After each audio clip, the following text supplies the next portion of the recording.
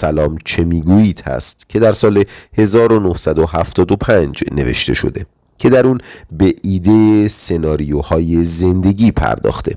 سناریو زندگی یک نظریه در تحلیل رفتار متقابله. این نظریه میگه انسان‌ها به صورت ناخودآگاه برای زندگیشون سناریوهایی رو در نظر میگیرن.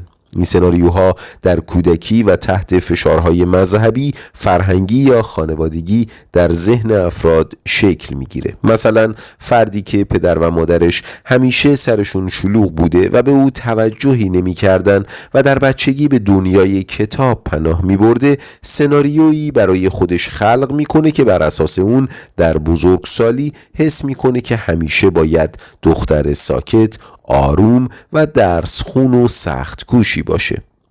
سایر آثار او عبارتند از راهنمای روانپزشکی و تحلیل روانی